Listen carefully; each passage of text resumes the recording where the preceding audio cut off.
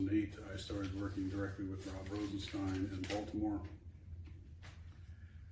And because of the access, many other agencies, FBI, for instance, would come for corroboration of something they were working on, or just to ask questions if I'd seen something like this, if this related to anything. And it grew from there.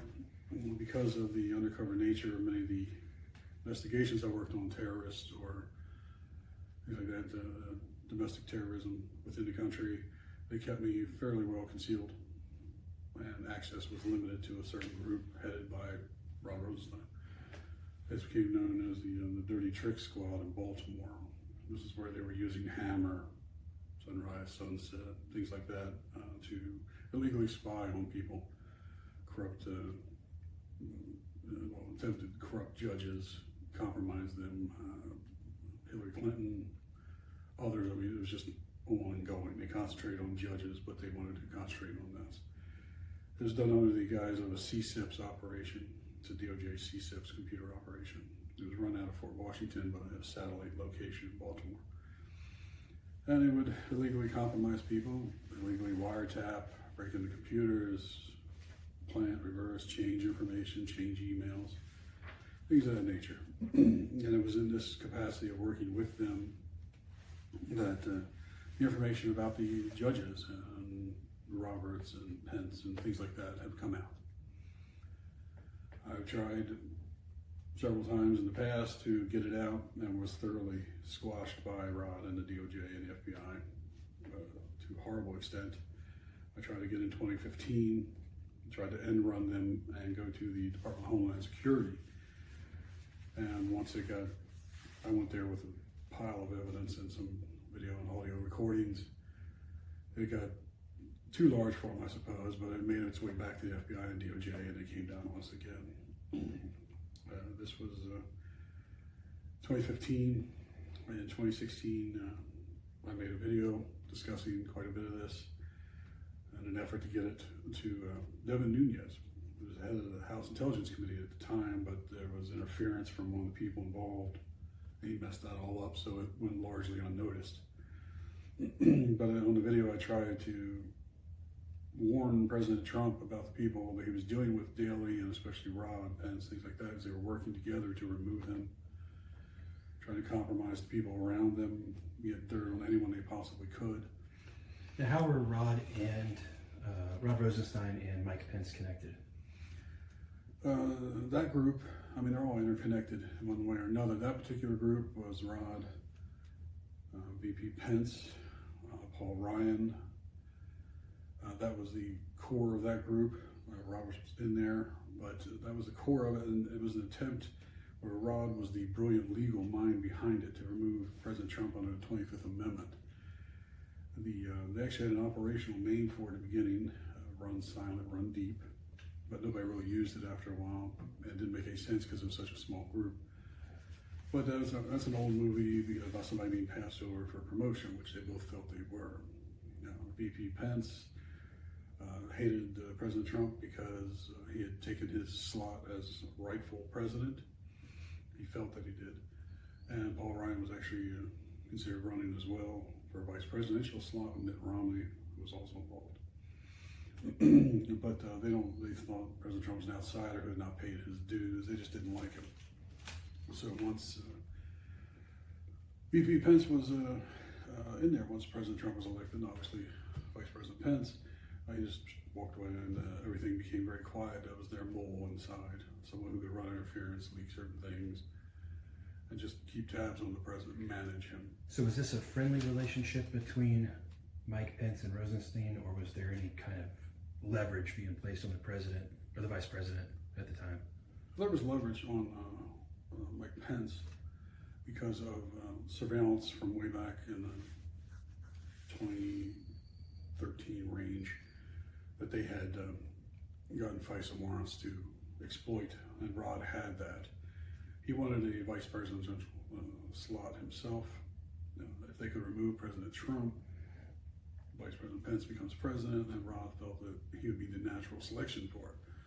Paul Ryan felt differently, as did Mitt Romney, but That was the overall goal. Each one of them vying for the vice presidential slot.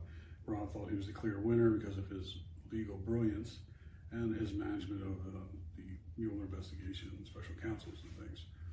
He would be the one to remove the president, damage him so thoroughly he could be removed, and he deserved it. Do you know what type of leverage would have existed over the vice president? The vice president has had homosexual relations in the past. It's not a problem. Many of them were adults. This is something he had done throughout his time in Congress. When he became governor, he had thought that he was free to explore them more. There were two specifically that they had recorded. One gentleman, roughly 20 years his junior, they had a fairly steady relationship. There was one about half his age. It was much more sporadic.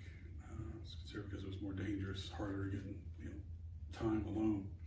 This person would introduce others. He'd bring people with him. He'd have people waiting when he showed up. And it was that second one that introduced younger and younger people. This is whomever, he's 17, he's really 15. Whomever he's 15, he's really 13. And Rod and Roberts, Chief Justice Roberts, a lot of the younger people involved, the ones that were brought as favors, were supplied by Jeffrey Epstein's channels, through his channels, his people. They were able to get FISA warrants because one, of course, Chief Justice Roberts had the FISA court and helped them prepare them, but it was also Epstein was an intelligence asset of some type to various agencies around the world. They used his information, they exploited it for their own good. So when he was here, or his people were here, it was easy enough to justify a FISA warrant on them. I would enact a warrant, surveil everything, document it, but they would not help anyone. They would not save the child. They would not, reveal it. It was more important for them to have the leverage on everything. And of course, this is under their own corrupt ideas, but under Rod, his tutelage, and they wanted the leverage. All right.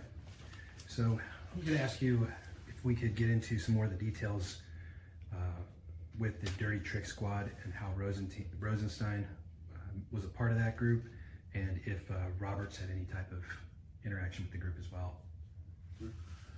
Dirty Trick Squad, it was just a nickname. Certainly wasn't anything official. It was a group of people that were either dirty or they controlled. I was one that was controlled. There was Rod, Sean Henry, his FBI, Sean Bridges, Secret Service, Rosati, Joseph Rosati, who was the DEA, Alan Borishock was ATF, Greg Utz, who was the TFO with the DEA, but he was formerly Baltimore County Police.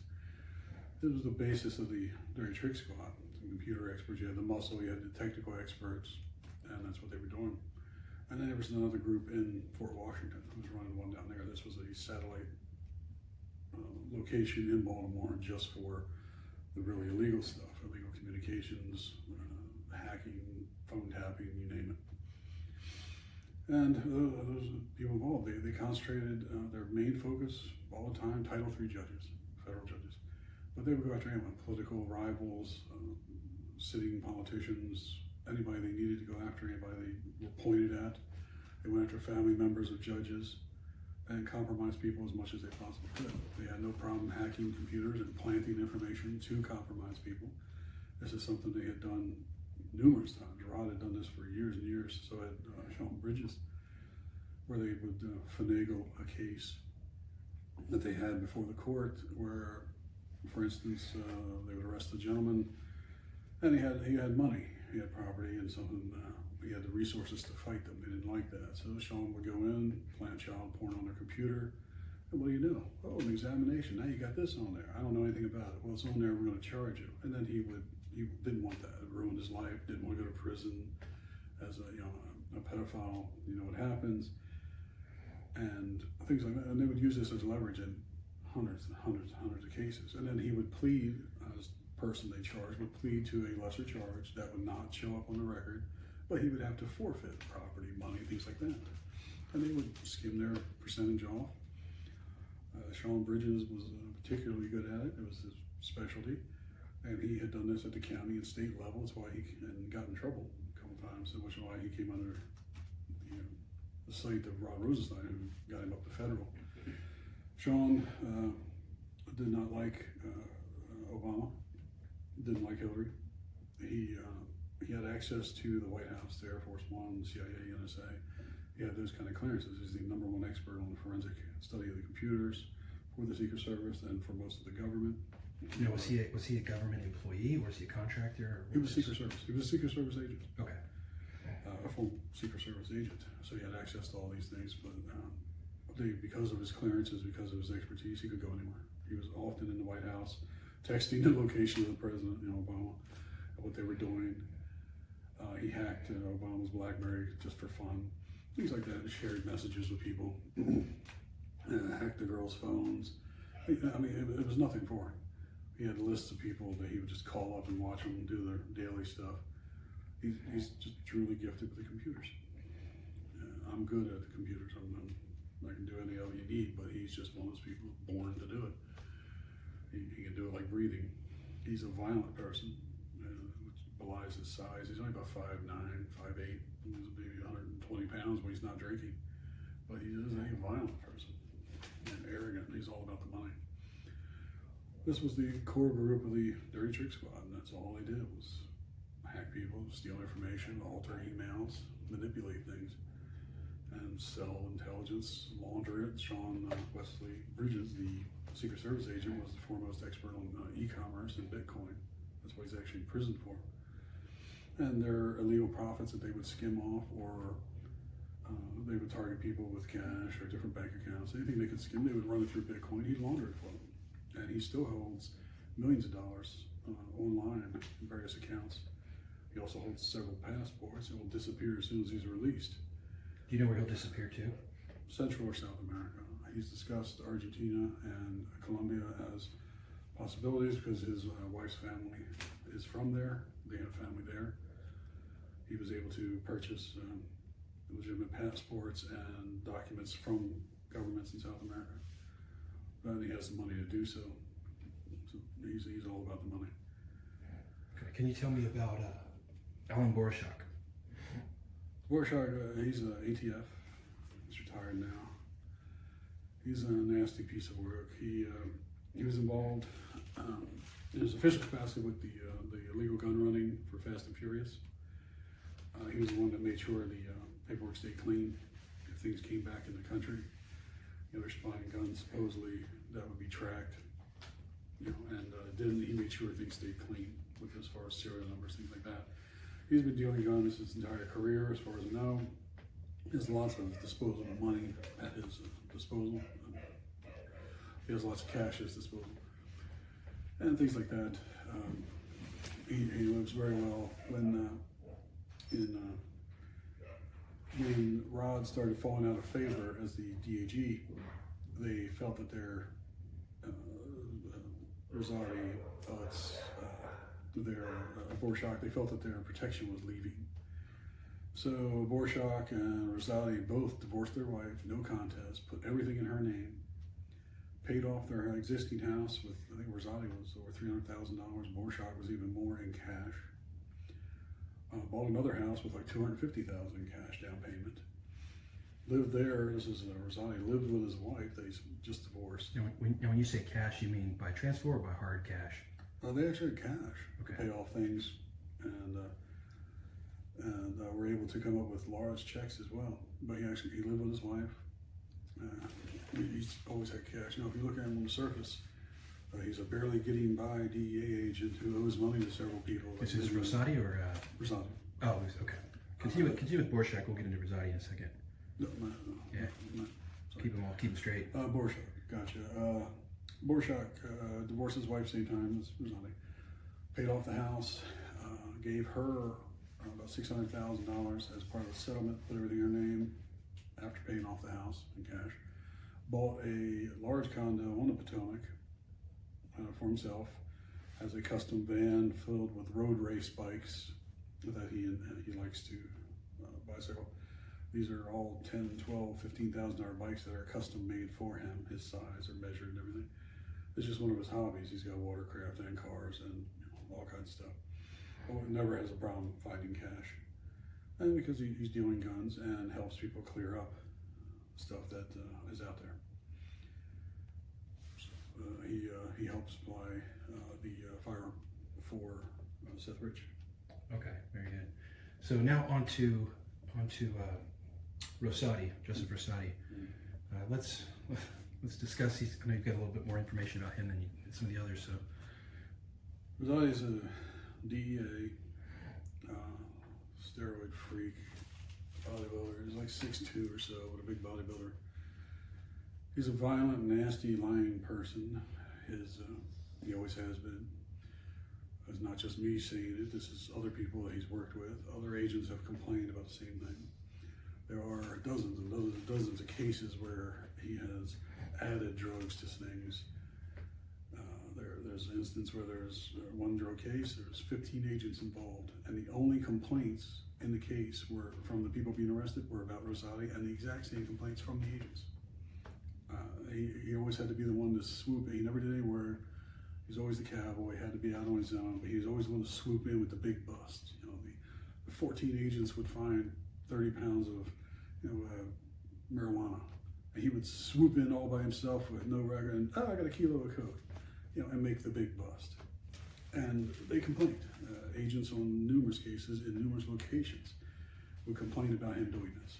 He's also been sued many times by people who flat out said, I'm a drug dealer, I sell marijuana, I never touched the other stuff, it's all I've ever sold, I believe in it. But he added it to it. I mean, the exact same complaints over and over again from not only defendants, but agents working with him. And when things would get too bad, they would just move him off into another region, another district. He's a nasty, violent person that I personally had to deal with. Now, you've mentioned in a previous tape that he and Borshak were involved with the Seth Rich murder. Are there any other murders that you know of or have heard that he may be associated with? And if so, how were those perpetrated? Yeah, Borshak was involved. He supplied the firearm, made it disappear afterwards, got destroyed. Rosati was involved with the Seth Rich. He was there, and he's the one who picked up the MS-13 people outside the city and brought them in when he got them out of the city. He brought Kevin Darty with him. Kevin Darty was kind of a hang-around, wannabe federal agent. Sucked up to them continuously, hoping to get an appointment. He's a big wannabe, always had a different story about his background. He's apparently did almost a year in the Marine Corps many, many years ago. But they used him as kind of a gopher. And he was there that night. Kevin Darty is actually the one who attempted to kill Jack Berkman later on because he's being exposed in the crime. And he's in prison for that now. So they've been involved in other murders. This is Borshak and Rosati. They're very tight. They would do things where they would of course, selling guns to gang members. Later, resulted in murders, deaths, and they would call it fishing.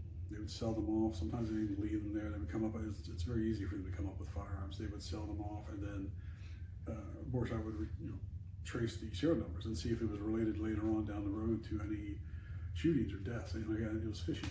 That's how they call it, fishing, and see if they got one. Because to them it was great. Is this similar to the Fast and Furious idea?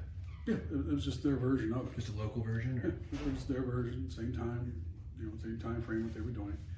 But they would track the serial numbers just to see if they got one, if it had been used in a crime or at one point I thought they were even keeping score, but they would just celebrate that. They just thought it was funny that they made the money and they killed each other and great fun. You mentioned Rosati has been known to use poisons on people. Yeah, he's been known to help people overdose, give them hot shots, pure drugs to shoot them, to kill them, to overdose them. He's done this to informants, things like this that he's used. And he's done it several times, as far as we know, that he's bragged about. informants, because he'll have informants, and then he'll start dealing with them. He'll start dealing drugs with them. He'll start moving products to them, especially pills. And then when they think they have enough leverage on them, they come back and have something. Well, they'll just set them up, they overdose, and they're gone. So, yeah. Okay. You mentioned that he's also involved in pharmaceutical, pharmacy fraud. And Pharmacy, yes. This is the pharmaceutical. I don't think he's got the brain for it. He, as a DEA agent, he used his authority to manipulate pharmacies and shipping and inspections. DEA inspects pharmacies once a month, especially the narcotic shipments. Generally, the pharmacies are divided on all the medications that over here are narcotics, and they're supposed to be inspected. Well, he would oversee the inspections. He would write them off if they had more, if they had less, and he would move them through there. He could sign off on it, and everything looked fine. The numbers match up, they accounted for everything, and yet they got 30,000 more pills sitting there because they're selling it for him. And they did all kinds of stuff. They would short prescriptions, but it was just the pharmacies ordering these massive amounts of opioids that he was working with, and he would take them and sell them on the street, sell them to another pharmacy, move them through another pharmacy, and get paid for it. And he was manipulating their inspections, is what he's doing there. And then when, again, they became problematic or didn't want to do it anymore, or felt they were too exposed, or local police had come to their door because they'd heard something, he would, boom, I don't know, I'm DEA, and he would distance himself and shut them up, threaten them, and go that way. You mentioned he had a cousin that looks similar to him. Yeah, I mean, he'll do anything for money. He's a piece of crap. He's a large guy. He's like 6'2" or so, and a big bodybuilder. He has a cousin that looks almost like him, but he's skinny, just the face. Cousin, this is little stuff. The cousin would go into banks, and with his ID, with his real ID, he'd give it to him. He'd go in and open up bank accounts, credit lines, things like this. They'd max him out, just ruin it. Bounce checks, credit cards, everything they could possibly get. Then when it finally hit the fan and the bank started collecting, or the credit agent started collecting, he would go into the bank as a DEA agent and say, "Who opened this account?" And it was like, "Well, this is me. Here I am." It was like, "Am I the one that opened it?" And they're like, "Well, no, you're enormous. Obviously, I remember you." And then it goes away. It wasn't him. He's done this lots of times. He had another scam where he actually got other agents shot because of this one, where he was calling as a phony DEA agent, calling people around the country randomly and telling them that a package had been intercepted and it had your name on it. It's drugs, or it's drug precursors, things like that. It's not in the country yet, but it's coming. If it gets to the country, I'm going to charge you. Well, if you pay a fee, a fine now, $1,200, $800, whatever, it'll never get here. And he got lots of people to pay him. But a lot of people would contact, a lot of people were like, "Oh, I'm not doing that." And they contacted the DEA. And it turned out he was actually the DEA's point man on those complaints. So he was running the scam that if anything came back, it went to him anyway. But he did eventually get caught on that because this is a nationwide scam. People all over the country doing this, because the 3 numbers he used to do these calls went to the payphone outside of where he worked, the payphone at the gas station about a block and a half from his house, and to a burner phone he was known to use. So not so smart. And then a few of the people were able to record the conversation on the phone as evidence. They had an app or something. And then when they called and it got switched around, everybody was like, "It's the same guy." They're like, "Holy crap!" It was like then they really didn't know what was happening. But because of that, because of the phony DEA people trying to make these phony arrests, there were actually real agents enacting a high-risk warrant in California who got shot. The guy just, as soon as they have a warrant, they identified themselves, he just fired them up because he had heard about the phony agents. And it was because of him. He got his own agents shot and doesn't care. So that's how he is. Okay. Final thing on Rosati. You've mentioned before that he's worked with local mafia people in the Maryland area. Conowingo Pizza has been mentioned in the past. Can you give any more details about how that works? Okay. You get in a whole new realm of stuff to worry about. Yeah, he protects certain people who can provide him with what he needs or money. This is a relationship he's had for quite a while. It's Conowingo Pizza on Route 1 in Cecil County, Maryland. It's a small place. Calawingo is not very big at all, but it's run by Little Tony, Anthony, his father, Big Tony, who is connected to the mafia in New Jersey and New York. He runs Pizza Place, but Little Tony owns everything up there. He owns stuff on Route 40 all the way out. He owns millions and millions of dollars in real estate that he gets rent and everything off of. That all came from drugs. Rosati has worked with him for many years. So have the local police up there. And he's just not touchable. But this is his steady supply, his steady source. They bring in drugs once a week. They bring in dough from New Jersey, and one of those trucks, it varies which one, but one of those is drug shipment. And it's brought in, broken down, and taken out. It's like once a month. And there's a lot. You're talking hundreds of pounds of drugs broken down. Many of it, a lot of the heroin that's brought in, could be a couple hundred pounds of heroin is actually broken down, taken down into Baltimore and DC. Yeah, mostly a heroin dealer then? It is now. It used to be more coke, some pills, things like that, but the heroin has jumped way, way up. And it's predominantly heroin at this point. Now, is Rosati just running protection for them? Is he moving things for them, or what's his role in that specific operation? You know, he can give them intelligence. Okay. That's the big thing. If somebody is talking in Baltimore, DC, he can let them know, or Maryland. He provides intelligence. He gets paid. He can provide them whatever he needs. If he comes up on a bust or something, because he's always skimming stuff, then he can move it through them. They'll gladly take care of what he comes up with. They were helping him previously when the big opioid crisis was going. He was coming up with 20, 30, 40,000 pills, opioid pills of one kind or another during a month. 1 month, they helped him move it because he had pharmacists that were working with him in Maryland, ones that he was protecting, and they set up a softball thing. They set up non-profit groups to launder all this money. But when he was just getting so much, 30, 40,000 pills, they had to move there. I mean, he needed their help to move that kind of stuff. But he provides intelligence to this day. Okay. Now, with this group you've just described, actually you mentioned one other Sean, an FBI guy, Sean Henry. He's just nasty. He's involved up to his eyeballs.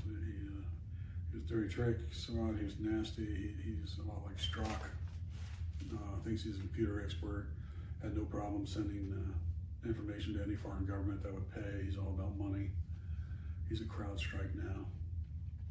He's nasty. He's just a complete criminal with a badge. He's not FBI now, but he's still connected to them. Still helps him certain things, but he is flat out criminal. Okay. Now, was there any specific tie-in with Roberts to this group, with the things that they would do for Rosenstein? Was this group involved in any of these plotted murders of the Supreme Court justices that you know of, or local judges? They provided evidence, I won't say evidence, they provided intelligence from illegal surveillance of one kind or another to the FBI people, to Sean Henry, who would take it to these FBI insiders, these false flag people who had infiltrated the groups. So they're getting it from both sides. Robert certainly knew about it. He helped with FISA warrants, anything that was connected to it. He knew about that side, of course, because he wanted a say in who he would replace, would be replaced. But they would, Roberts wasn't really involved with the day-to-day nitty-gritty of the Dirty Trick Squad, because it was just day in, day out, constantly, non-stop. And it wasn't just all in Baltimore. They would drive around, do war driving, things like this, when they had some really nasty stuff to do, like with Cheryl Atkinson. They did that from an apartment complex. You drive around with a laptop until you find an open port and you go in through there. So he was involved in the higher level of planning, but not necessarily the nitty gritty of getting the intelligence and getting it to the FBI people. That would be Henry, who would get it to the FBI. Okay. Well, I think that's all the questions we have for now. We'll probably reach back out if we have some more specifics that we want to get cleared up. Thank you for your time today, and we'll be in contact. Thank you. I appreciate it.